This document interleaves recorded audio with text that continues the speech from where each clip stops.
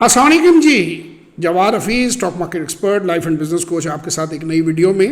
Sir, आज मेरे साथ मेरे मेंटोर, मेरे कोच और मेरे बहुत ही करीबी और अजीज़, जिनके साथ मेरी ज़िंदगी के 30 से ज़्यादा साल हो गए। मैं बच्चा था, स्टूडेंट था, मेरा ख्याल है मैं मैट्रिक भी तब पास नहीं की हुई थी। तब से मैं इनको जानता हूँ, इनसे मेरा बड़ा गहरा ताल्लुक़ है और इनसे गाइडेंस लेता रहा मैं। और ज़िंदगी के हर मरहले में मैंने इनसे गाइडेंस ली और बेहतरीन गाइडेंस मुझे मिली। तो मेरे लिए सबसे बड़ी तो ये बड़ी ऑनर की बात है कि मैं इनका इंटरव्यू कर रहा हूँ। जनाब नैयर इकबाल साहब इस वक्त ये member Punjab public service commission हैं और माशाल्लाह इनका करियर जो है वो बड़ा ही खूबसूरत रहा है। बाकी तो सवाल इनसे ख़ुद पूछेंगे। ये हसन अब्दाल के पढ़े हुए हैं, फिर गवर्नमेंट कॉलेज लाहौर के पढ़े हुए हैं, फिर इन्होंने बहुत सी डिग्रियां ली हैं, फिर इनका एक लंबा करियर गवर्नमेंट जॉब के अंदर है, फ्रॉम एसी टू कमिश्नर। हम पूछेंगे कैसा सफ़र रहा इनका। कई महकमों के सेक्रेटरी रहे और माशाल्लाह इन्होंने पीएचडी भी अपनी मुकम्मल कर ली हुई है इंटरनेशनल रिलेशंस में गालिबन। लेकिन मैं वो भी चाहूँगा कि वो क्लैरिफाई कर दें हमें अगर कोई मुझसे गलती हो जाए इंट्रो में। और आज हम इनको डॉक्टर नैयर इकबाल साहब कहेंगे क्योंकि वो बाकायदा एक डॉक्टरेट उन्होंने अपनी मुकम्मल की है। तो सबसे पहले अस्सलाम वालेकुम sir, welcome. Assalamualaikum, Jawad. I am really grateful. You have been so nice to me, and your introduction that was actually really very pleasant for me to hear such kind words from your. जज़ाकल्लाह खैर sir. Sir, अब आप हमें ये बताएं कि आपने जब से आंख खोली, मैं लोगों को कहता हूँ कि 10 से मैं नॉर्मली लोगों को सजेस्ट करता हूँ कि 10 साल की उम्र के बाद के वाक़यात याद होते हैं इंसान को। तो हमें अपनी अर्ली लाइफ से लेकर टिल नाउ तक आप बताएं कि किस तरह आपने पहले उसको एजुकेशन का और पर्सनल लाइफ का, और फिर उसके बाद अगला सवाल हमारा करियर पे होगा एंड सो ऑन, मैं पूछता जाऊँगा। लेकिन पहला क्वेश्चन मेरा ये है कि who Nayyar Iqbal is till today from 10 years old till now? Yes, Jawad Hafiz, Nayyar Iqbal is a very simple and straightforward person, and I will like to share each and everything with you with complete honesty. तो मैं upper middle class की एक family से belong करता था और 1960 31 जनवरी 1960 to be accurate मैं पैदा हुआ। मेरी इब्तदाई जिंदगी ज्यादातर मुल्तान में गुजरी।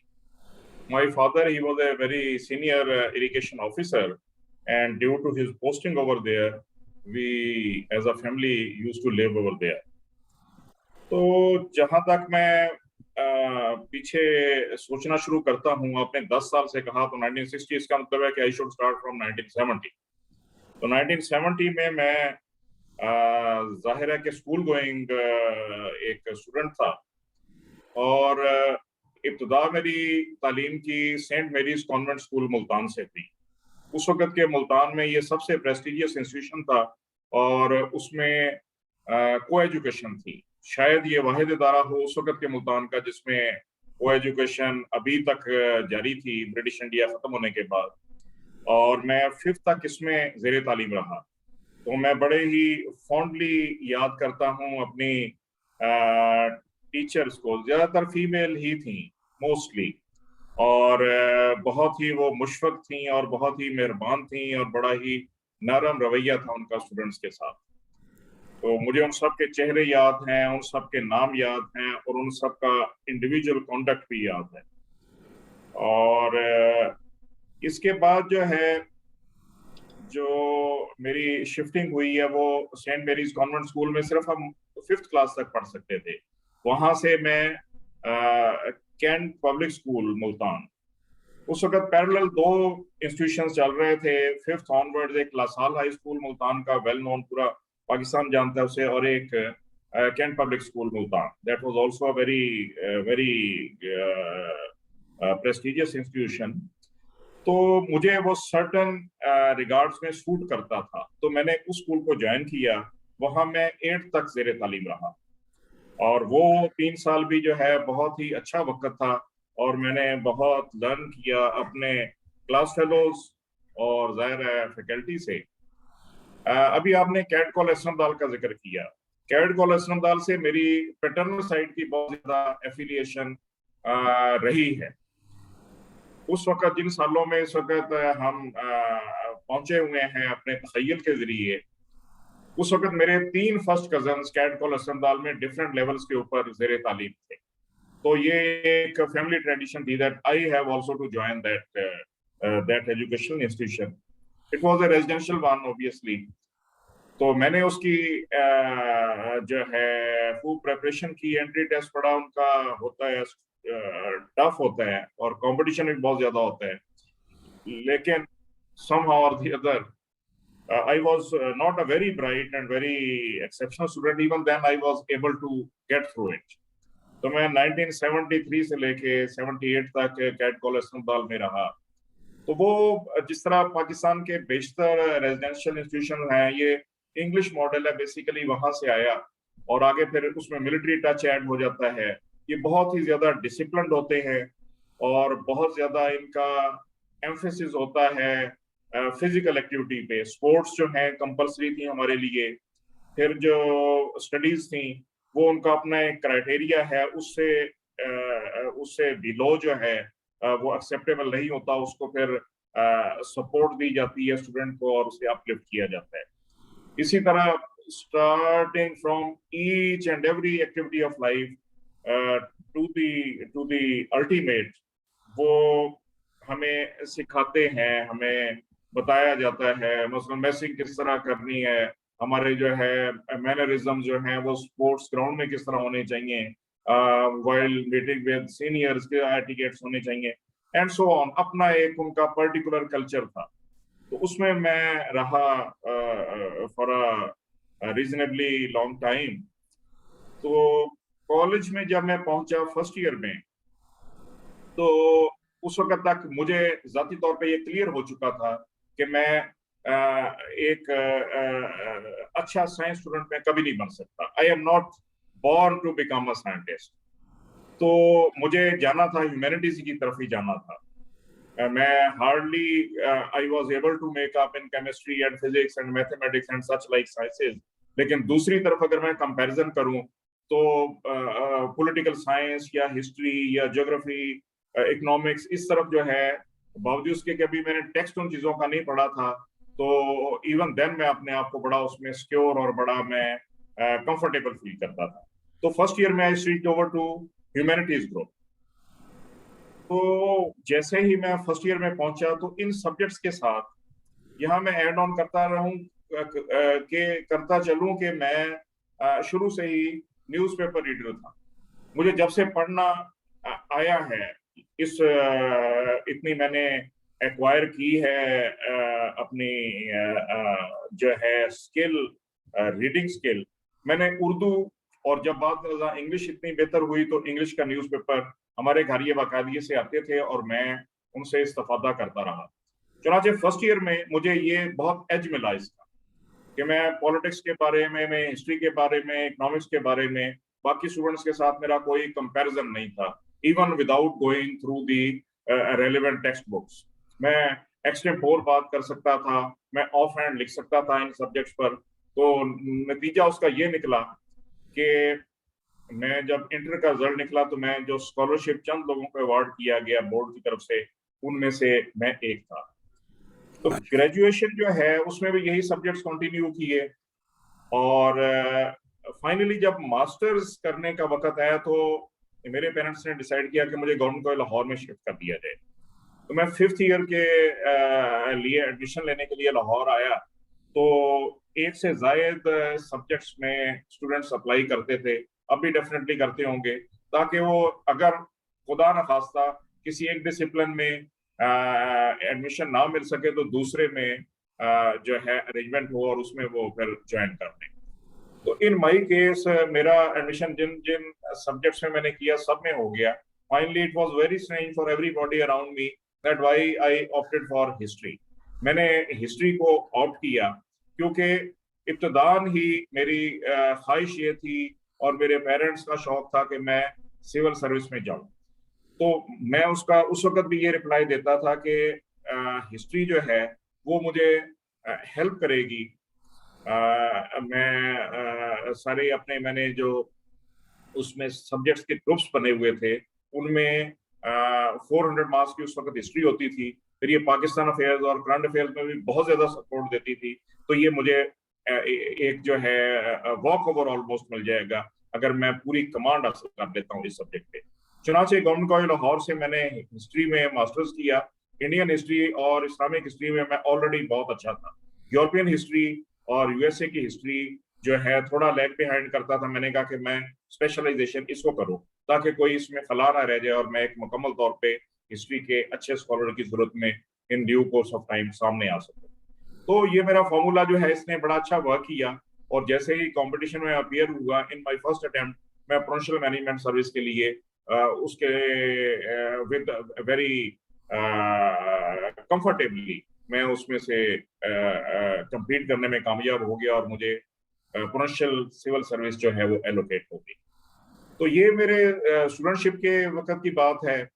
और इसमें ज्यादा जो है मैं हाईलाइट करना चाहूंगा वो मैं अपना, जिस तरह न्यूज़पेपर्स का मैंने आपसे सबमिट किया है, मैं ये बुक रीडिंग का बचपन से ही, आई डोंट नो व्हाई, मैं थोड़ा इंट्रोवर्ट था। तो बाकी जो मेरे कॉन्टेम्पोरेरीज थे वो जब आउटिंग पे होते थे या कोई और इस तरह से ऐसी उनकी गेट टुगेदर्स होती थी जिन्हें बहुत ज्यादा जो है लड़कपन के या नौजवानी के मामला डिस्कस किए जाते थे, मैं उसे अवॉइड करता था। और मैं I use to confine to my room और मैं बुक रीडिंग करता रहता। बहुत सारी बुक्स जो है बाद जब वो लेटर स्टेज पे मैं पहुंचा तो मुझे बिल्कुल ऐसे लग रहा था जिस तरह I am just in the court yard of my house. इतनी मेरी कंफर्ट लेवल इतना ज्यादा बढ़ चुका था उनके साथ।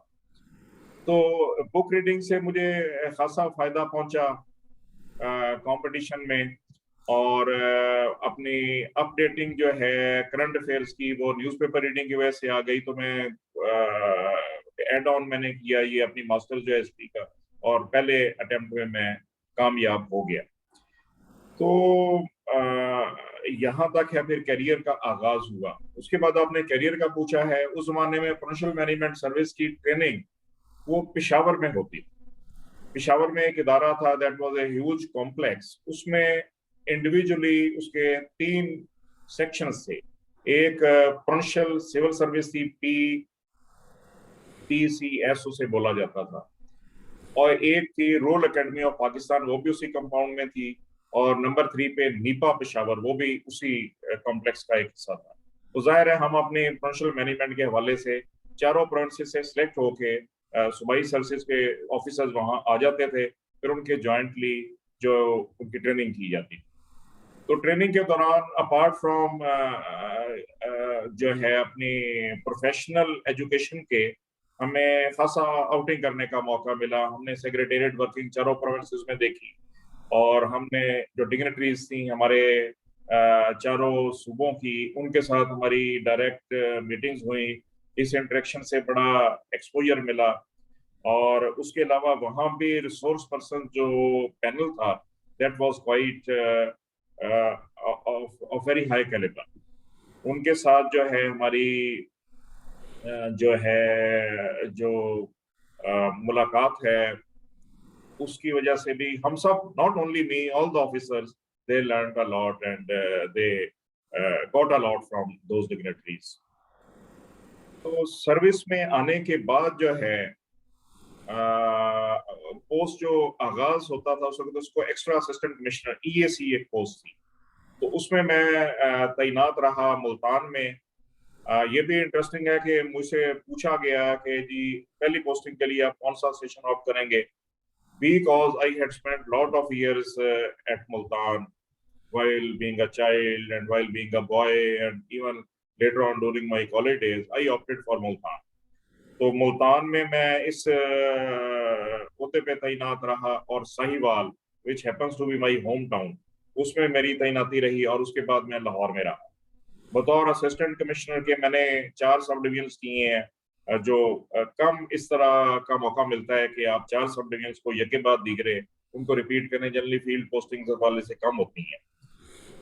जब उसके बाद मेरी प्रमोशन हुई बतौर डिप्टी सेक्रेटरी के, तो मैं मुसलसल एक ही डिपार्टमेंट, हमारा सबसे इम्पोर्टेंट या कम अज कम मेरे नुक्ता निगाह से इम्पोर्टेंट डिपार्टमेंट होता है SNJD, services and general administration department. तो मेरी सारा डीएसशिप का सारा पीरियड जो है, जो तकरीबन 3.5 साल का था, वो मैं उसी डिपार्टमेंट में तैनात रहा और एट अ स्ट्रेच में एक ही पोस्ट के ऊपर काम किया।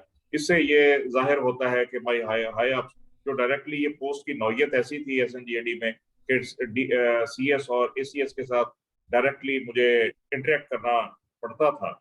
ये मेरी जॉब की रिक्वायरमेंट थी। तो it means it is a very clear symptom कि वो मुझसे मुतमईन थे, इसीलिए शायद इतने तवील अरसे तक जो है मुझे तैनात रखा गया इस पोजीशन पर। उसके बाद मैंने एक डिस्ट्रिक्ट लिया है बतौर डीसीओ के, डिस्ट्रिक्ट कोऑर्डिनेशन ऑफिसर। उस जमाने में डेवोल्यूशन प्लान इंप्लीमेंट हो चुका था, तो डिप्टी कमिश्नर की पोस्ट जो है उसको जो है अबॉलिश कर दिया गया था और डिस्ट्रिक्ट हेड जो है उसे डीसीओ का डेजिग्नेशन दिया गया था। Obviously I had to work according to the devolution plan. तो भक्कर था जो डिस्ट्रिक्ट मुझे एलोकेट हुआ, और उसकी भी कुछ official plus non official reasons थी जो यहाँ हमारे इस इंटरव्यू के दायरा कार से बाहर आती हैं। ताहम वहाँ मेरा स्टे जो है तकरीबन 2.25 साल रहा, और डिस्पाइट उसकी अपनी डायनेमिक्स, हर डिस्ट्रिक्ट के अपने डायनेमिक्स होते हैं, कुछ प्लस होते हैं, कुछ माइनस होते हैं। हाउएवर हम सिविल सर्वेंट के तौर पे हमें इस तरह की ट्रेनिंग मिलती है और हम मुख्तलिफ तरह के मद्दोजर जो हैं, ट्विस्ट एंड टर्न से गुजरते हुए हमें इतनी हमारे अंदर फ्लेक्सिबिलिटी आ जाती है कि जो भी सिचुएशन हो उसके मुताबिक हम अपने आप को ढाल लें। चुनाचे बकर में मेरा स्टे बड़ा अच्छा रहा और बहुत से प्लेजेंट वाकयात हुए और कुछ अनप्लेजेंट भी हुए। However it is all part of the game. I am sure that I came up with flying colors and government was fully satisfied with me for my performance in that district.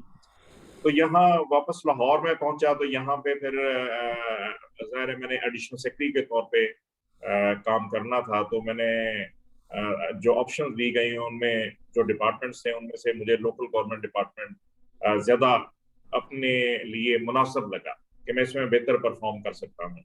चुनाचे मैं तकरीबन 2 साल वहाँ तैनात रहा as additional secretary local government and rural development से कहा जाता था। That was also very very memorable period. File work होता है वहाँ ज्यादा, लेकिन स्कीम्स बनती हैं, बहुत से प्रोजेक्ट्स जो है जेर बहस आते हैं और बहुत से नए इनिशिएटिव्स पे काम होता है। It was a time to learn and to contribute in that particular area. तो केन कमिश्नर पंजाब एक ऐसी पोस्ट है जो पूरी शुगर इंडस्ट्री को कंट्रोल करती है, उसके मामलात को रेगुलेट करती है, और that office it creates a bridge between the governmental high-ups and the sugar industry stalwarts। तो उसमें मेरा ख्याल है कि मैं बावजूद उसके के खासे डिमांडिंग थे उस वक्त के हालात, लेकिन I was able to satisfy the concerned authorities। उसके बाद जो है मुझे हमेशा से पंजाब पब्लिक सर्विस कमीशन के साथ एक रगबत रही है जब से मेरी सिलेक्शन हुई थी फ्रॉम पीपीएससी। तो मैं इसमें आना चाह रहा था और सेक्रेटरी की शिफ्टिंग होने वाली थी। उस वक्त के जो सेक्रेटरी साहब थे, हमारे सीनियर कोलीग थे पीपीएससी के, तो मैंने इंटरव्यू किया chairman Punjab public service commission से, और वेरी काइंडली उन्होंने मुझे टाइम मरम्मत फरमाया और it was a lengthy sort of discussion. Finally उन्होंने अपनी नोट जो है दी कि yes you are welcome to this organisation, and he convey to the to the to the decision makers in Punjab government जहाँ पोस्टिंग ट्रांसफर्स होती हैं। और after few weeks I remember I was posted as secretary. Now again I will like to highlight कि मेरी तमाम postings जो है उनमें खासी तवालत होती है। जहां भी तैनात हुआ मैं, मतलब बहुत कम ऐसा होता है कि 3 साल का कोई टेन्योर पूरा करे। अब मैं पिछले दिनों ही देख रहा था अपना पिछला प्रोफाइल, तो उसमें मुतअद्दिद पोजीशंस ऐसी हैं जहां पे 3 साल या उससे भी ज्यादा अरसा मैंने पूरा किया है। तो same is the case with this position secretary Punjab public service commission. यहाँ पर मैं कोई 3.5 साल के करीब तैनात रहा, और बावजूद के इसके के चेयरमैन साहिबान बदलते रहे, लेकिन मेरी अच्छी कोऑर्डिनेशन डेवलप हो गई सबके साथ, और हम बड़ा अच्छा इसको ऑर्गेनाइजेशन को लेकर आगे चलते रहे। उसके बाद जो है मैंने हमारे लिए जरूरी होता है एसएमसी, सीनियर मैनेजमेंट कोर्स, जो NSPP, national school of public policy का एक विंग है, name national institute of management, उसमें ये कोर्स कंडक्ट किया जाता है। 20 ग्रेड में जाने के लिए ये जरूरी होता है। तो उसको मैंने बड़े अच्छे जो है स्टैंडर्ड्स के साथ उसको मैंने कंप्लीट किया, और उसके बाद मेरी पोस्टिंग जो है बतौर प्रोविंशियल सेक्रेटरी होना शुरू हुई। तो मैं यके बाद दीगरे में कोई 3-4 डिपार्टमेंट्स को मैंने हेड किया। सबसे पहले पंजाब गवर्नमेंट के औकाफ एंड रिलीजियस अफेयर्स डिपार्टमेंट जो है इसको मैंने हेड किया। फिर हायर एजुकेशन डिपार्टमेंट, उसमें बतौर स्पेशल सेक्रेटरी मेरी पोस्टिंग हुई, लेकिन चूंकि सेक्रेटरी साहब वहां को बाज़ाब्ता पोस्ट ना हुए, वो ग्रेड 21 की पोस्ट थी, तो मुझे ऑफिशिएट करना पड़ा on that position for quite a reasonable time. उसके बाद बड़ा ही इंटरेस्टिंग एक और फेज आया जिसमें मैं यसाट एक डिपार्टमेंट था जो youth affairs, sports, archaeology and tourism, ये सारे सेगमेंट्स जो थे मेरे पर्सनल इंटरेस्ट के भी थे और इंटरेस्टिंग भी थे, और इसमें कंट्रीब्यूट करने का काफी इम्कान था। मैं वहां पे तैनात रहा, और इस दौरान कई मुझे इंटरनेशनल कॉन्फ्रेंसेस में पाकिस्तान की या पंजाब प्रोविंस की रिप्रेजेंटेशन करने का मौका मिला। तो that was a good time. यहाँ से मैं शिफ्टिंग मेरी हुई तो बोर्ड ऑफ रेवेन्यू की पोस्ट है चीफ सेटलमेंट कमिश्नर। ये ऑफिसर जो है वो डील करते हैं, जुडिशियल साइड भी और एग्जीक्यूटिव साइड भी डिस्पोजल होती है उन तमाम सेटलमेंट केसेस 1947 ऑनवर्ड्स। देखें आप इससे कि हमारा कितना लिंगर ऑन कर गया ये इशू, और अभी तक भी वहां पे हंड्रेड्स में केसेस हैं जो अंडर हियरिंग है या अंडर प्रोसेस है। तो वो बड़ी इम्पोर्टेंट और बड़ी हसास किस्म की जिम्मेदारी है, उससे नबरदाज़ होने का मौका मिला। उसके बाद जो है मैं ज़ाहिर है एक डिवीजन करना मेरे लिए ज़रूरी था, चुनाचे मैं कमिश्नर बहावलपुर डिवीजन पोस्ट हुआ। That was in 2018, early 2018। लेकिन यहाँ मैं ऐड ऑन करता जाऊंगी, इससे पहले एनएमसी, नेशनल मैनेजमेंट कोर्स, वो भी एनएसपीपी का एक विंग कराता है। स्टाफ कॉलेज से माजी बईद में कहा जाता था, उसे एनएसपीपी कहते हैं। उसमें जो है वो बड़े अच्छे अंदाज में वो मुकम्मल हुआ। उसमें फॉरेन ट्रेनिंग के लिए हमें जाना पड़ता है एक से ज्यादा कंट्रीज। एक डेवलप्ड कंट्री होती है, एक अंडर डेवलप्ड या डेवलपिंग कह लें आप, उनका एक सेट बनाया जाता है। तो मुझे जो सेट एलोकेट हुआ वो फिलीपीन और चाइना थे। तो मुझे फिर इसमें मैनीला का खासा एक्सपोजर मिला, apart from other cities of Philippine. Beijing को बड़ा क्लोजली देखा, और शंघाई जो मैंने बहुत ही अच्छा लगा, that is one of the grandest cities of the world must be.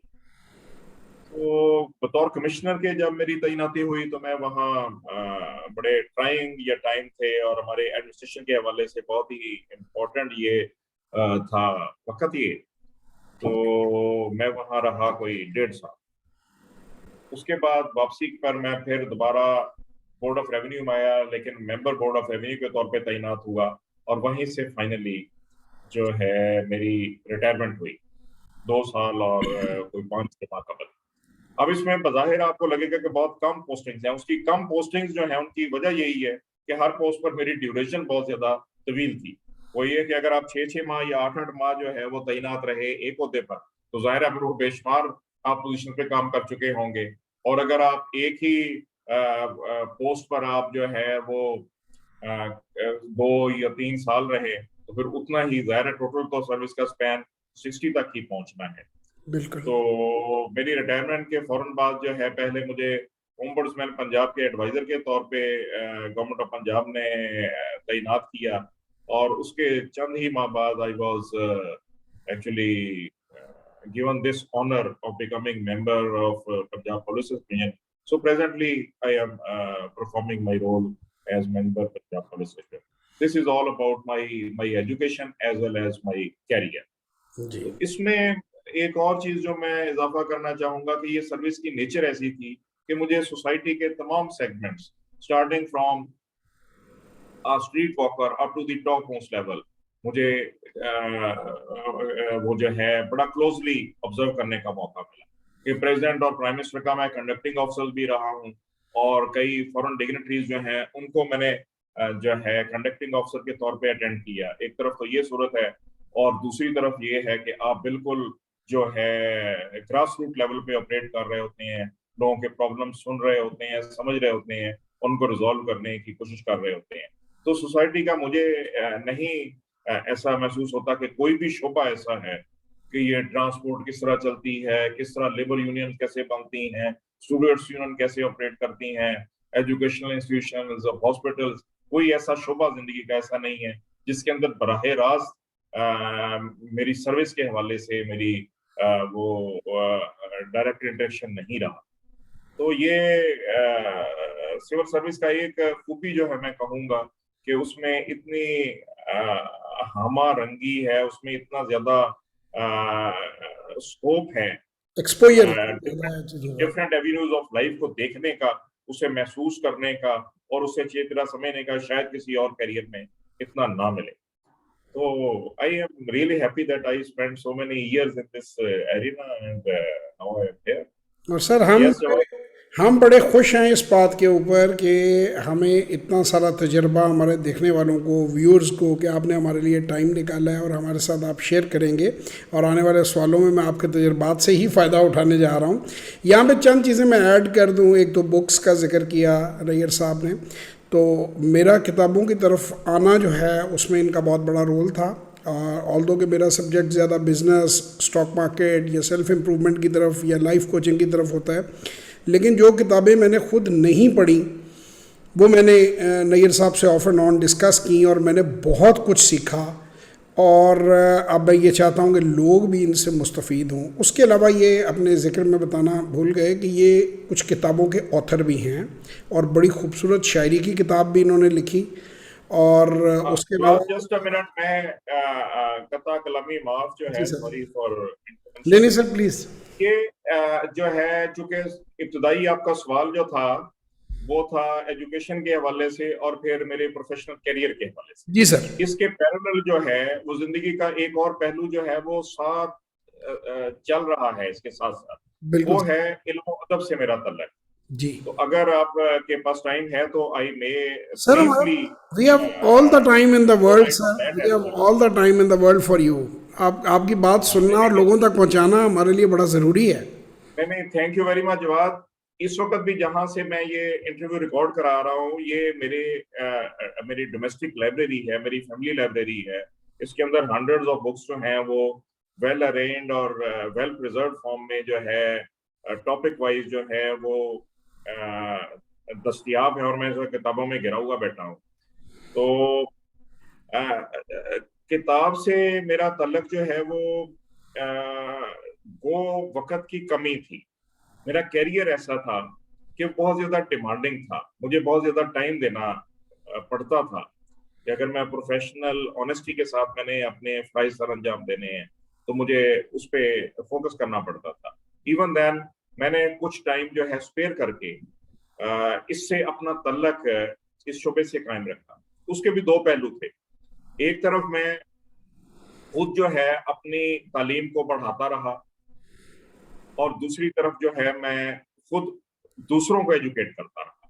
तालीम को बढ़ाने का आप इससे अंदाजा लगाएं कि जब मेरा इसका पीएमएस का रिजल्ट आया तो उस वक्त तक मैं मास्टर डिग्री होल्डर नहीं था, मैंने ग्रेजुएशन के बेस पे एग्जाम दिया था। तो जब मैं ट्रेनिंग कर रहा था वहां पेशावर एकेडमी में, तो उस वक्त हमारा एमए का रिटन पोर्शन का एग्जाम आया। तो मेरे कई कुलीग्स ने मुझे कहा कि आप एग्जाम देने की क्या जरूरत है, आप अपने ट्रेनिंग पे कंसंट्रेट करो, अपनी सर्विस में चले जाओ।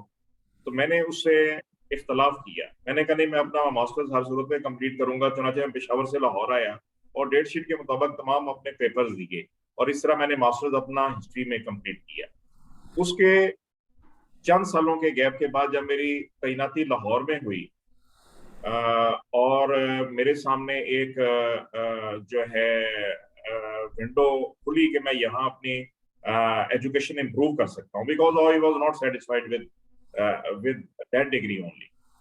तो मैंने फिर इवनिंग क्लासेस में, डिस्पाइट तमाम अपने सरकारी फ्राइज को पूरा करते हुए, इवनिंग क्लासेस में मैंने पंजाब यूनिवर्सिटी से जो जाहिर है कम अज कम पाकिस्तान में सबसे बेहतर इदारों में सबसे से एक है। बेहतरीन, अनडाउटेडली सबसे बेहतरीन यूनिवर्सिटी है पाकिस्तान जी, की। जी। तो मैंने वहां से एमबीए एग्जेक्टिव जो है वो कंप्लीट किया, माशाल्लाह। बहुत अच्छे अपने मार्क्स के साथ, अच्छा जीपीए था मेरा। और उसके बाद जो है फिर मैंने कुछ साल के गैप के बाद जब फिर मुझे नजर आया इस तरह का स्कोप, तो मैंने फिर हिस्ट्री में अपना जो पसंदीदा मेरा सब्जेक्ट है उसमें मैंने एमफिल किया गवर्नमेंट कॉलेज यूनिवर्सिटी से। और माशाल्लाह। फिर फाइनली मैंने अपनी डॉक्टरेट जो है वो कंप्लीट की इंटरनेशनल रिलेशंस में। तो ये हौच पौच सा बन गया, मैनेजमेंट और हिस्ट्री और इंटरनेशनल रिलेशंस। तो वो भी पंजाब यूनिवर्सिटी से है मेरी डॉक्टरेट। और इसके साथ साथ अदब के साथ मैं बचपन से ही उर्दू लिटरेचर और इंग्लिश लिटरेचर दोनों के साथ बड़ा ही जज्बाती तौर पे वाबस्ता रहा। तो मैंने हार्डली इंग्लिश का या उर्दू का कोई पोएट और कोई प्रोज राइटर नहीं पढ़ा होगा, हार्डली, या मैं तफसीलन उस पर बात करने की पोजीशन में नहीं होता अपनी इस्तेदाद के मुताबिक। तो बहुत ज्यादा लिटरेचर पढ़ने से उधर लिटरेचर की तरफ मायल हुआ, तो मुझे पोइट्री की तरफ रगबत बढ़ी। तो बहुत से सीनियर जो शुरा थे मेरा तल्लक रहा उनसे, मेरा अहमद फराज साहब से बड़ी दोस्ती रही और बहुत ही बेतकल्फी रही। इसराम नदीम कासमी साहब से मेरी बड़ी मुलाकात रही। मुनीर नियाजी साहब से कम, क्योंकि वो बहुत रिजर्व इंसान थे, बात भी बहुत कम करते थे और चीजों पर तबसरा राय भी बहुत कम करते थे, अपने आप में गुम रहते थे। तो इन सब लोगों की जो है सोबत या उनकी जो है शनासाई, फिर उन्होंने कई दफा एनकरेजमेंट मुझे मिली। चुनाचे मैंने फिर अपने गजल में तबा आजमाई मैं करता हूँ। तो मेरे यके बाद दीगरे 3 मजमुआ है कलाम जो है वो पब्लिश हुए, और अभी तक उनको हमारे पब्लिशर जो है वो रिपीट करते हैं, मार्केट में वो सर्कुलेट होते हैं। सर उनका और उनका फीडबैक नाम हमें काइंडली बुक्स का बता दें, और अगर आपके करीब हैं तो हमें स्क्रीन पे भी दिखा दें तो बड़ा फ़ायदा हो जाएगा हमारे। नहीं तो नाम ही काफ़ी होगा अगर करीब नहीं है किताब तो। इस वक्त मैं सिर्फ नाम बताने की पोजीशन कोई में बात हूँगा। नहीं, बाद में ऐड कर सबसे लेंगे। पहले मेरा मजमुआ कलाम था way back in early 90s, शाम ढलते ही। ये जी। मेरा ख्याल है 4 या 5 इसके एडिशन अब तक निकल चुके होंगे। जी। उसके बाद दूसरे मजमुआ कलाम का नाम था एक दिन सोचेगा वो। जी ये माशाल्लाह। भी गजलियात का एक मजमुआ था। और उसके बाद जो है वो चेहरा याद आता है। 3 ये टाइटल्स हैं, और 3 मजमुआ कलाम, और मुतअद्दिद मरतबा ये रिपीट हो चुके हैं। हमारे पब्लिशर साहब बताते हैं कि मार्केट में इनकी डिमांड रहती है। तो अब इंशाल्लाह अगला मजमुआ कलाम मैं तरतीब दे रहा हूँ, आजकल कुछ वक्त मिला है, तो विद इन नेक्स्ट 1 और 2 मंथ्स इंशाल्लाह ये पब्लिश हो जाएगा। तो ये इससे अदब से मेरा तल्लक। दूसरी तरफ जहां तक है दूसरों को एजुकेट करने का, ये सर भी मेरी यहाँ ये आगे जाने से पहले एक फरमाइश मैं आपसे करूँगा कि आप अपना बेहतरीन शेर जो आपको पसंद हो वो एक ज़रूर हमें कोई सुनाएं, या उससे ज़्यादा, शेर से ज़्यादा कोई गज़ल नज़म जो जो आपका फेवरेट पीस ऑफ पोइट्री है अपना, वो, ताकि हमारी इस इंटरव्यू में हिस्सा लगे एक और। पिछले दिनों एक गजल का सिर्फ मैं मतला अर्ज करता हूँ, डेवलप हो रही है वो। किसी के बायस खुला है बाब एक, किसी के बायस खुला है बाब एक, बहुत ही दिलकश रफाकतों का, नई मोहब्बत है एक तसलसल मेरी पुरानी मोहब्बतों का। वाह। तो it will develop in due course माशाल्लाह। Of time. ब्यूटीफुल तो सर।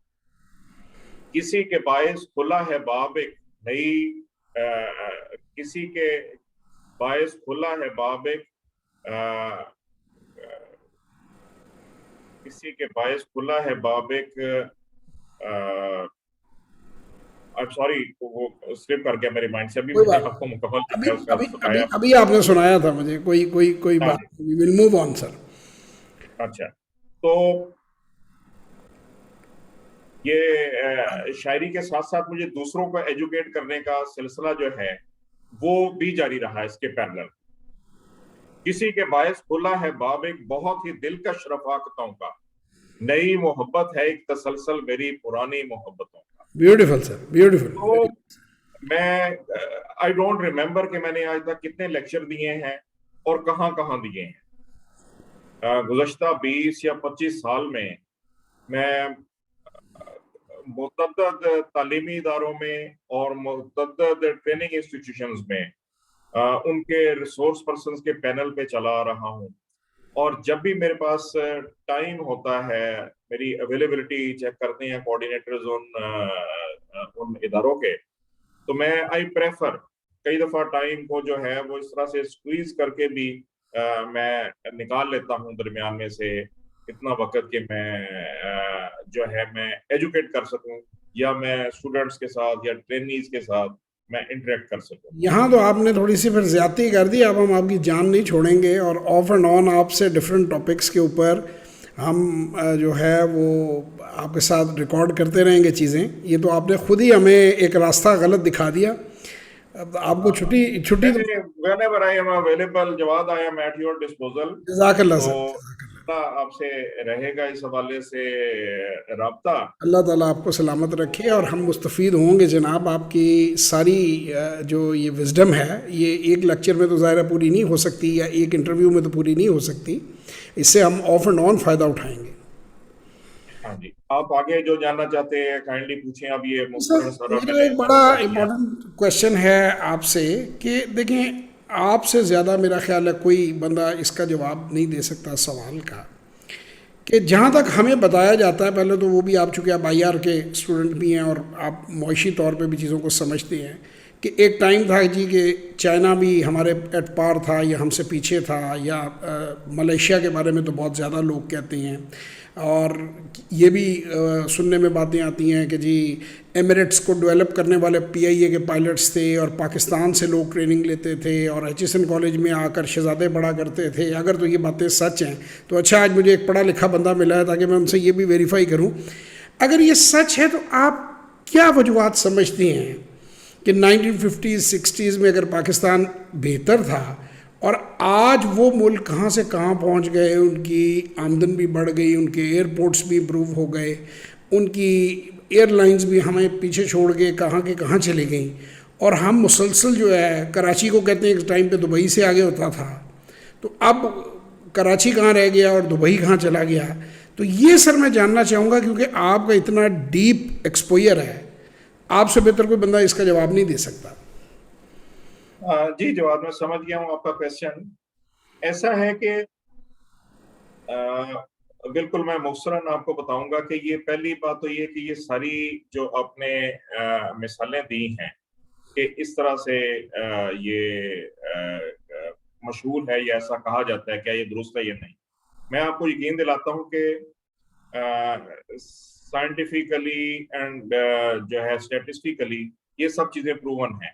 ये मेरे लेफ्ट साइड पे जो शेल्फ है ये सारी की सारी ये इकोनॉमिक डेवलपमेंट के हवाले से है। ये सारा मटेरियल जो मेरे लेफ्ट साइड पे पड़ा है, इसमें से आप किसी वक्त अगर आप तशरीफ लाएंगे और आपके पास टाइम होगा तो आपको ऐसे मटेरियल मैं दे दूंगा जहाँ पे कंपैरेटिव एनालिसिस इनका मिल जाएगा कि 50s में किसी भी कंट्री के साथ हमारा कंपैरिजन जो है आप करें तो वी वर फॉर अहेड। अभी आपने जो मिसालें दी ये ज्यादातर आई हैं फॉर ईस्टर्न एग्जांपल्स थी आपकी। सिर्फ जो है मिडिल ईस्ट से या गल्फ से आपकी एग्जांपल दुबई तो कुछ भी नहीं था। ये तो मिड 70s ऑनवर्ड्स इसकी ग्रोथ हुई है ड्यू टू ऑयल बूम। जो फॉर ईस्टर्न मॉडल है डेवलपमेंट का वो लेट 60s ऑनवर्ड्स वो इम्प्लीमेंट हुआ है और उसके रिजल्ट जो आए हैं वो आप जितनी मरतबा जा चुके हैं फॉर ईस्ट, बैंकॉक में या सिंगापुर में या कुआलालंपुर में या आप देखते हैं हांगकांग में जी, तो ये सारा का सारा हमारे सामने ये डेवलप हुआ है। यहाँ पे एक और सवाल मैं बहुत बड़ा आपके साथ ऐड करना चाहूँगा जो कि हिस्ट्री का बड़ा सवाल है और इससे आप उसको क्लिप कर पाएंगे कि बांग्लादेश जब अलहदा हुआ तो हम ये समझते रहे, या ये तासुर, जब कंबाइंड पाकिस्तान था तो ये तासुर था कि ये पोर्शन बहुत एडवांस है। वो ऐसे ही समझा जाता था जैसे कराची का किसी कम तरक्की याफ्ता शहर से मुआवजा किया जाए। और आज ग्राउंड रियलिटीज़ ये हैं कि उनकी करेंसी और उनके रिज़र्व्स जो हैं वो हमसे बेहतर हैं। तो ये भी मैं चाहूँगा कि इसको भी आप इसमें क्लिप कर दें, क्योंकि उस सवाल को ये और ज़्यादा ताकतवर बना देता है क्वेश्चन को, कि ऐसा क्या हो गया, और माजी में तो चले हो गया सो हो गया, आगे क्या करना चाहिए, आप क्या समझते हैं कि कैसे फिक्स हो सकता है, ये को फिक्स होने की कोई उम्मीद हम रखें या हम सब्र ही करते रहेंगे? जी सर, ओवर टू यू। जी, जवाब ऐसा है कि ये कोई एनिग्मा नहीं है, कोई ये मिस्ट्री नहीं है, कोई हैरत अंगेज जो है बात इसमें नहीं है, ये कोई राज नहीं है, कोई भेद नहीं है। It is something very very simple. It is question of management. अगर आप अच्छा मैनेज करेंगे अपने यूनिट को, वो एक फैमिली भी हो सकती है इन सोशियो इकोनॉमिक सेंस, वो एक फैक्ट्री भी हो सकती है, वो एक प्रोविंस भी हो सकता है, वो एक ऑर्गेनाइजेशन भी हो सकती है। It can be any type of unit, right? अगर आप उसको अच्छा मैनेज करेंगे तो उसके रिजल्ट्स अच्छे आएंगे, और अगर आप मिस मैनेज करेंगे, अब मैनेजमेंट का बेसिक प्रिंसिपल जितनी मैंने पढ़ी है, ये पूरी सामने एक शेल्फ है जिसमें सिर्फ मैनेजमेंट में बुक्स हैं, और मैं बाकायदा डिग्री होल्डर भी हूँ और मेरा इंटरेस्ट भी है इस इल्म में। मैनेजमेंट जो है वो बेस करती है सिर्फ एक चीज पर। Always remember, it is merit based decision making. Merit based decision making. अगर आप हर डिसीजन अपना वो आप लेंगे मेरिट पर, तो कोई वजह नहीं है कि उसका रिजल्ट जो है वो पॉजिटिव नहीं आएगा। अगर आप उसमें इमोशंस को ले आएंगे, अगर आप उसमें पर्सनल कॉन्सिडरेशंस को ले आएंगे, अगर आप उसमें किसी वेस्टेड इंटरेस्ट के आप जो है के लिए आपको फैसला करेंगे, तो फिर जो है फौरी नहीं तो in due course of time you will be undermining your organisation. जो इधर फॉर ईस्टर्न मॉडल की आपने बात की है, यस वो हमसे बहुत पीछे थे, 50 और 60 में दरमियान में रह गई ये बात। हमारे सारे इंस्टीट्यूशंस, मतलब सिर्फ आप पीआईए की मिसाल ही, जिस तरह आपने भी उसको उधर पॉइंट आउट किया, PIA it was one of the best airline in the world. अब जो मौजूदा हालत है वो आपके सामने है। सर यहाँ तक मेरे पास नॉलेज आई कि जो रिपेयर की जो फैसिलिटी एमिरेट्स जब शुरू हुई तो वो भी पीआईए ने वहाँ जाके इस्टेब्लिश की, और कुछ उनकी यहाँ पाकिस्तान से वो गाइडेंस लेते थे जो पुर्जे वहाँ रिपेयर नहीं कर पाते थे या चीज़ें वहाँ नहीं हो सकती थी। और आज आप हाल देखें कि पीएसओ की खबर लगी हुई थी कि चूँकि हमारे एयरपोर्ट्स जो हैं लॉसेस में हैं तो हम उन्हें तेल सप्लाई नहीं कर पाएंगे। ये ट्वीट अभी मैं थोड़ी देर पहले देख रहा था कि कॉन्टीन्यूसली लॉस पे तेल सप्लाई नहीं किया जा सकता। तो क्या इसकी वजह आप करप्शन समझते हैं या मिसमैनेजमेंट तो को एक खूबसूरत कवर है करप्शन के लफ्ज़ को छुपाने के लिए? क्योंकि अगर मैं मैनेजरियल स्किल्स की सर बात करूं, सॉरी मैं एक पॉइंट ऐड करूंगा, यही डॉक्टर्स, यही इंजीनियर्स जब दुनिया में जाते हैं, अमेरिका में बड़े बड़े डॉक्टर हैं, बड़े बड़े अस्पताल चला रहे हैं, पाकिस्तान से पढ़े हुए हैं केई के, मेरे क्लास फेलो जो हैं शेवरॉन जैसी कंपनी के अंदर ट्रेनिंग करवा रहे हैं, ये बाहर जाते हैं तो इनकी मैनेजरियल स्किल्स भी ठीक हैं, ये बाहर जाते हैं तो इनकी जिसे आप कहते हैं कि एबिलिटीज़, तो इसका मतलब ये हुआ कि जो एजुकेशन स्टैंडर्ड्स हैं उनमें तो इतना बड़ा कोई मामला नहीं है, इखलाकियात की तरफ से हम बैंकरप्ट हुए हैं मेरा ख्याल है, जो वजूहात हैं। जी जब अभी आपने मिसमैनेजमेंट की बात की, जब आप मिसमैनेजमेंट की टर्म यूज करते हैं तो उसमें ये सारे फैक्टर्स जो आप कह रहे हैं ये सारे उसमें शामिल हो जाते हैं। तमाम अज्जा जो हैं वो उसका हिस्सा है मिसमैनेजमेंट का। तो आप अगर स्टडी केस आपने करना है तो PIA is a very good study case कि कैसे ये अपने अरूज को पहुंची और कैसे आज इस जवाल के आलम में है। इसमें सर बहुत से फैक्टर्स तो मैं दे सकता हूं, लेकिन ये आज जो इंटरव्यू है ये आपका है, इसलिए हम आपसे जानना चाहेंगे फाइनेंशियल साइड की। तो उस पे जो इनमें से हर जो है जो आपका गुफ्तगू का जो हिस्सा है उस पर बहुत तवील नशिस्त हो सकती है सर, वो इंशाल्लाह रखेंगे वन बाय वन आपसे तय करके। अब आप वो जिसे कहते हैं ना, मकतब इश्क का दस्तूर निराला देखा मकतब इश्क का दस्तूर निराला देखा, उसको छुट्टी ना मिली जिसने सबक याद किया। अब आपने तो हमारा मेंटोर बनने का फैसला किया है, तो अब हम आपसे ऑफ एंड ऑन डिफरेंट चीज़ों पर गाइडेंस लेंगे। और वो असल मकसद हमारा ये है कि पाकिस्तान की यूथ को एक तो सच्चाई पता नहीं है सर, सच बात नहीं राइट पता, हमें जी गलत फैक्ट्स पढ़ाए जाते हैं या बताए जाते हैं या दिखाए जाते हैं। हम किसी का नाम नहीं लेंगे, किसी अखबार का, प्रेस का, किसी का भी। एक तो वो करेक्ट हो, कोई तो कोशिश करे अपनी सी के सही फैक्ट्स जो हैं कम से कम उनको रिकॉर्ड करके लाए और उससे लोग मुस्तफ़ीद हो सकें। दूसरा सर ये है कि चले जो तो ख़राब होना था घर, वो तो ख़राब हो गया। अब उसको मरम्मत करने के लिए भी कुछ मैसेजेस दिए जाएं कि हम अपने हिस्से की शमा तो जलाएं, बजाय हम बैठकर यही कहते रहें। ये मैं उस दिन एक टीवी प्रोग्राम पे मुझे उन्होंने इनवाइट किया, तो मैंने कहा बजाय ये कि जी ये चोर वो चोर खेलते रहें, अब आप ये बताएं कि करना गया है, इसको ठीक कैसे करना है। जो भी मैस हो गया, ABC हुएवर इज़ रिस्पॉन्सिबल, तो हम कम अज़ कम निशानदेही तो कर सकते हैं इस चैनल के ज़रिए कि ये स्टेप्स लिए जाएं तो बेहतरी की तरफ मूव किया जा सकता है। मेरा ये ख्याल है कि इसकी बड़ी सख्त ज़रूरत है कि लोगों को अवेयरनेस उनके अंदर पैदा हो कि वो किस तरह अपनी ज़िंदगियों को भी बेहतर कर सकते हैं और अपने मुल्क को भी बेहतर कर सकते हैं। और आप जैसे तजर्बाकार बंदे को इसमें अपना हिस्सा ज़रूर डालना चाहिए। जी सर, ओवर टू यू। तभी आपने मॉरल क्राइसिस जो है उनका जिक्र किया है। जी सर। तो मॉरल क्राइसिस जो है वो बुनियाद हैं किसी भी कौम की या किसी ग्रोह की या किसी इंडिविजुअल की, किसी एक फर्द के डी ट्रैक होने की। जी सर। जब आप मॉरल क्राइसिस से गुजर रहे होते हैं तो फिर गुड एंड इवल की जो है वो फर्क खत्म हो जाता है जी और आप अपने पर्सनल इंटरेस्ट को प्रेफरेंस देते हैं अपने ग्रुप इंटरेस्ट या अपने नेशनल इंटरेस्ट से भी आगे बढ़ के। जी तो यहाँ हमारे साथ यही है कि हर जो फर्द है सबसे पहले तो वो ये चाह रहा है कि मैं इससे मैक्सिमम बेनिफिट करूं किसी भी सिचुएशन से। वो फर्द हो गया। उसके बाद जो है अगर कहता है जो ऐसी चीजें जिनसे मैं इंडिविजुअल फॉर्म में नहीं कर सकता, तो मेरा जो ग्रुप है, मेरा जो क्लैन है, मेरी जो क्लास है, वो बेनिफिट करे। बिल्कुल। और अगर वो नहीं हो तो फिर जो है वो इंटरेस्ट लूज कर जाए। ठीक है ना? तो नेशनलिज्म और पेट्रियोटिज्म जो है वो इनकलकेट करने की जरूरत है हमारे इंडिविजुअल में।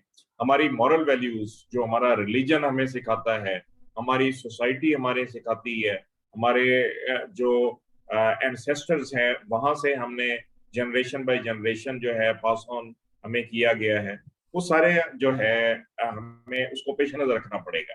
मैं एक और अहम पॉइंट जो आपसे कहना चाहूंगा ना, जो जी वो सर। भी एक अपनी जगह एक लंबा एक मौजू है कि हमारी सोसाइटी के साथ एक जो अलमिया है, एक बड़ी कमजोरी है कि हमने ये स्टार्ट किया है, हमने आगाज कर दिया है इनडिफरेंटिज्म।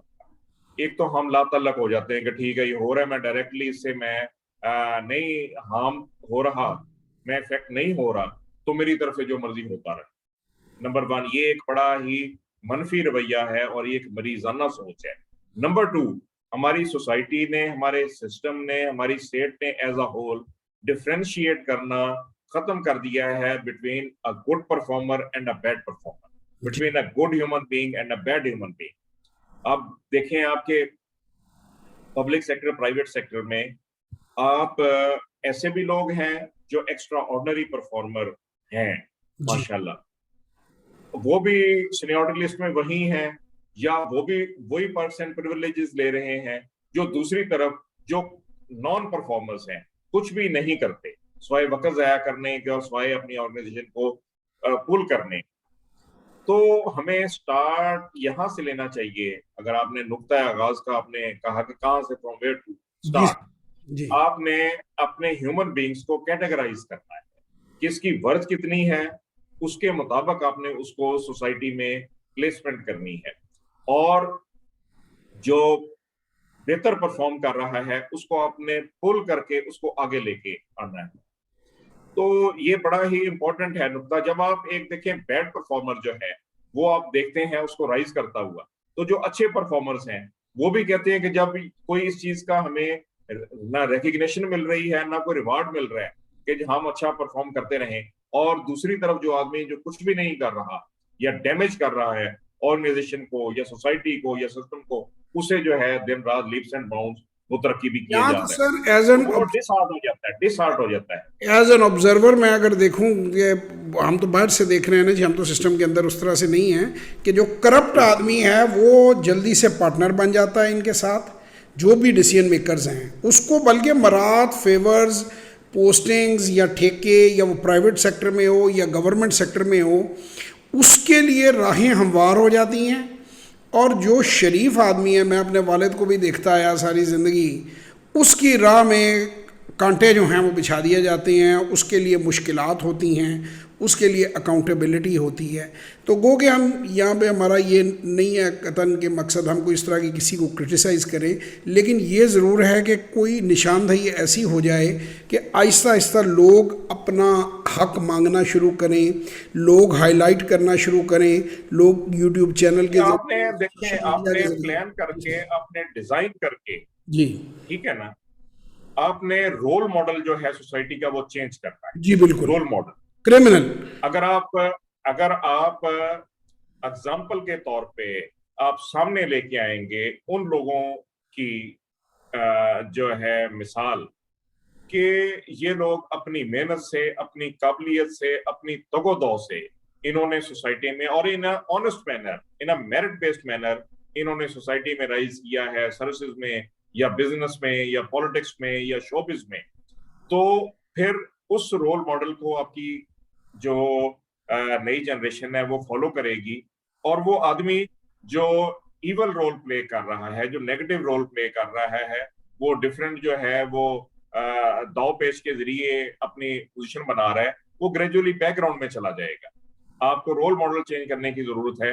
और आपका मीडिया जो है, मैं रिक्वेस्ट करूंगा, आप माशाल्लाह मीडिया से आपका बड़ा ताल्लुक है, कि आप जो हैं, जो आपके अच्छे साइंटिस्ट हैं, जो आपके अच्छे एजुकेशनिस्ट हैं, जी जो आपके अच्छे स्पोर्ट्स पर्सन हैं, जो भी पॉजिटिव जो है तरीके से वो आगे आए हैं, उनको प्रोजेक्शन दें, उनको कवरेज दें, और उनको एज अ मिसाल, एज एन एग्जाम्पल उनको पेश किया जाए।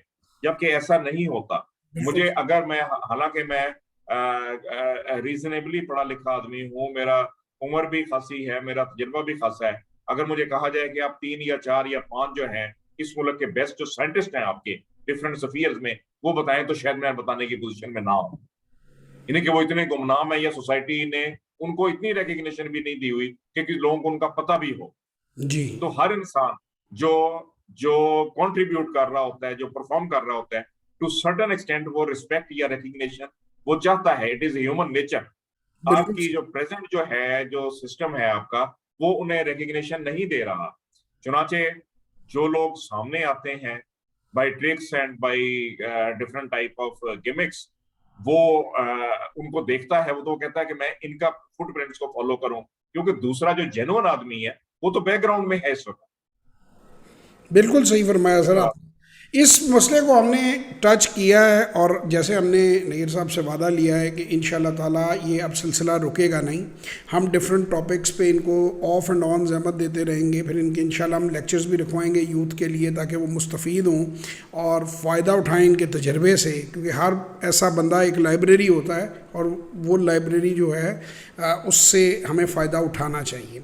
अब मैं आखिरी हिस्से की तरफ जाऊंगा, जो मैं नैयर साहब से कहूँगा कि कहीं 65% लोग कहते हैं और कहीं 70% कहते हैं कि पाकिस्तान में यूथ है।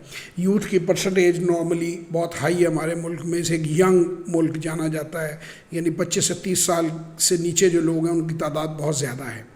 ये अपने तजर्बे की रोशनी में और अपने जो करियर और जो चीज़ें इन्होंने देखी हैं उस सब की रोशनी में क्या मैसेज हमारी यंगस्टर्स को, यूथ को देना चाहेंगे, ताकि वो अपनी ज़िंदगियों में पॉजिटिविटी लाएं। इवन हर तरफ अगर उन्हें नेगेटिविटी नज़र आ भी रही है तो उसमें से किस तरह अपना रास्ता बनाएं और किस तरह वो कामयाबी की तरफ जाएं। तो over to you sir, to the best of your abilities and to the best of your knowledge, हमें कुछ ऐसा बताएं कि जो यंगस्टर्स जो हैं, आने वाली नस्लें हैं, वो कम अज़ कम कुछ उस पर फ़ायदा उठा के अपनी ज़िंदगियों को और मुल्क को और बेहतर कर सकें। जवाद, मैं आपकी जो बात है बड़ी अहम है कि यंगर जनरेशन के लिए मैं अपने तजुर्बे की रोशनी में क्या गाइडलाइन मुहैया कर सकता हूँ। जी सर।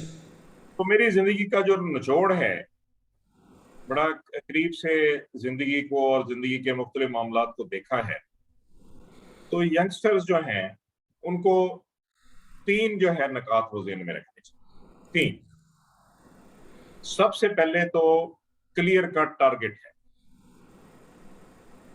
कि what do you want to achieve, आप करना क्या चाहते हैं।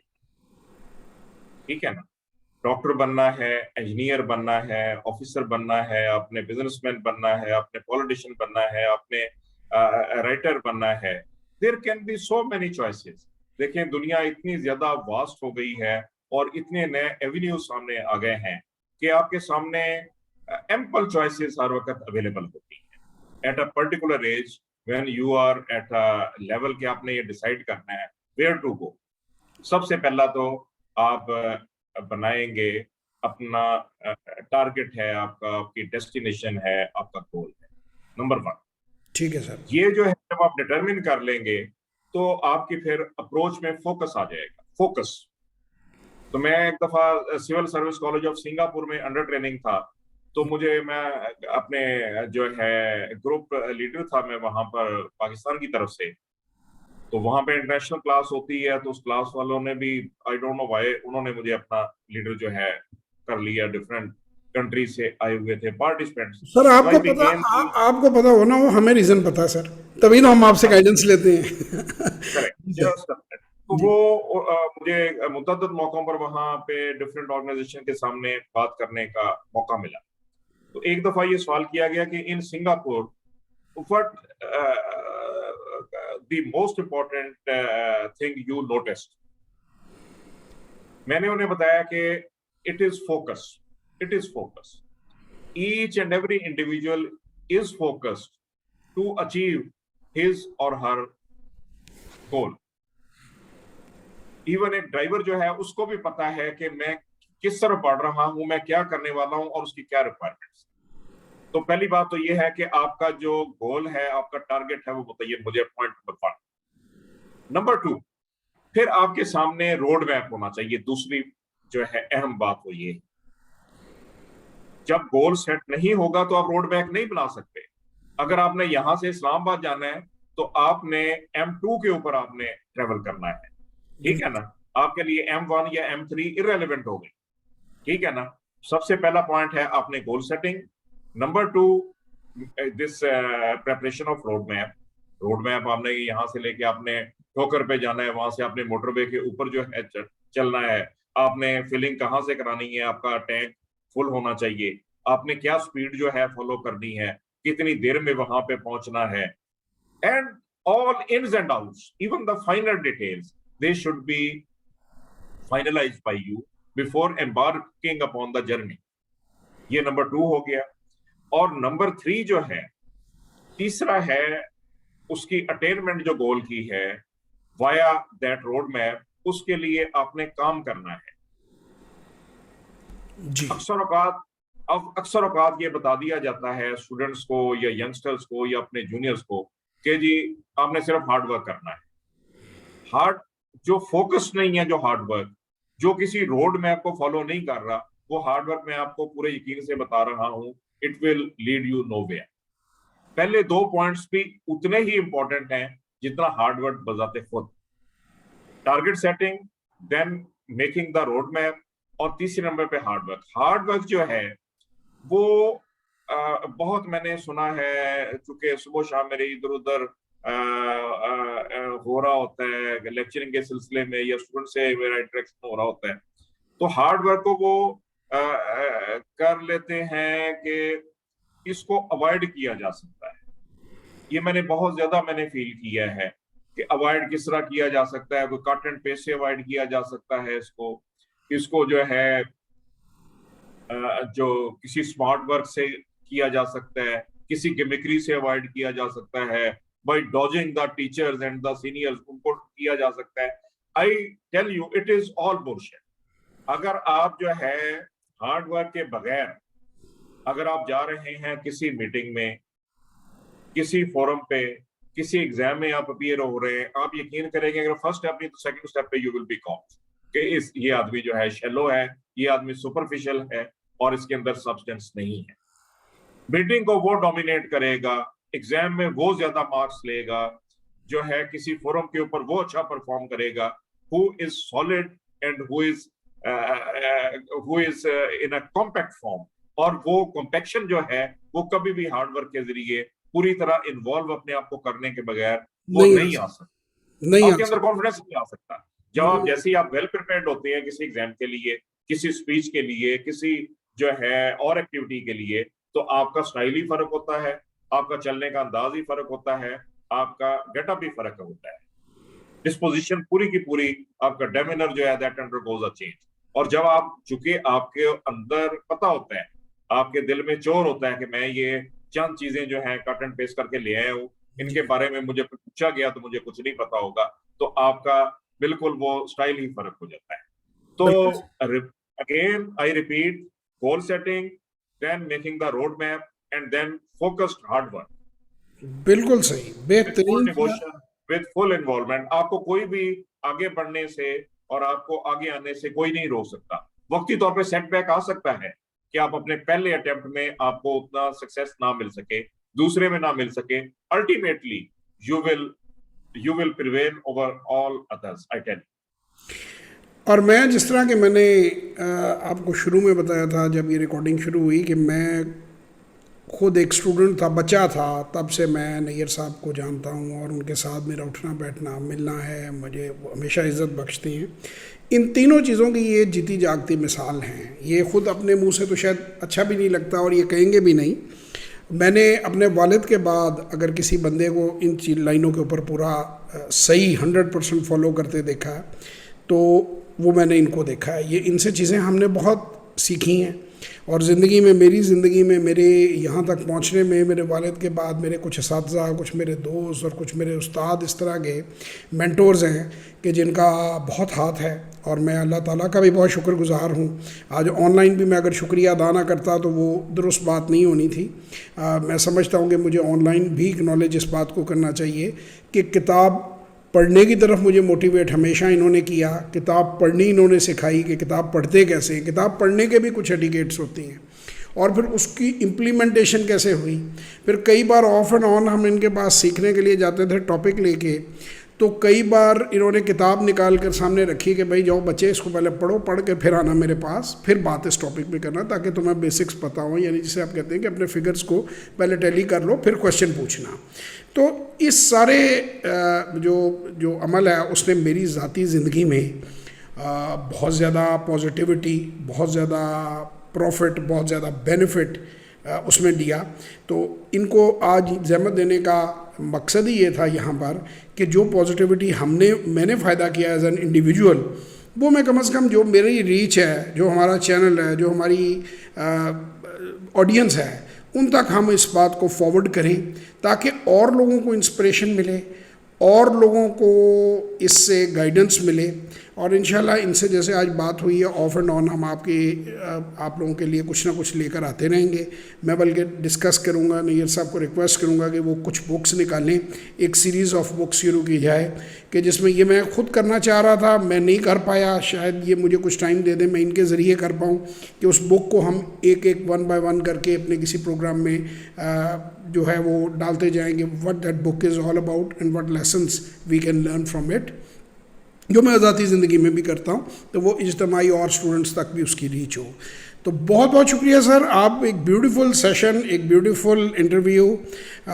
मैं तो खैर आपको जानता ही था, लेकिन आई नो कि everybody who will watch this interview will fall in love with you. और वो बिल्कुल आप जहाँ हमारे मेंटोर हैं वहाँ आप इंशाल्लाह ताला पाकिस्तान की यूथ के मेंटोर बनेंगे और हमारी यूथ जो है वो तरक्की करेगी और पाकिस्तान भी इंशाल्लाह तरक्की करेगा। पाकिस्तान जिंदाबाद जी। रियली ग्रेटफुल, आप लोगों ने मुझे ऑनर किया और मुझे ये इज्जत बख्शी। सर माय तो pleasure, once again thank you. My pleasure sir, my pleasure sir. इंशाल्लाह फिर किसी और वीडियो में आप लोगों से मुलाकात होगी, तब तक के लिए खुदा हाफिज़।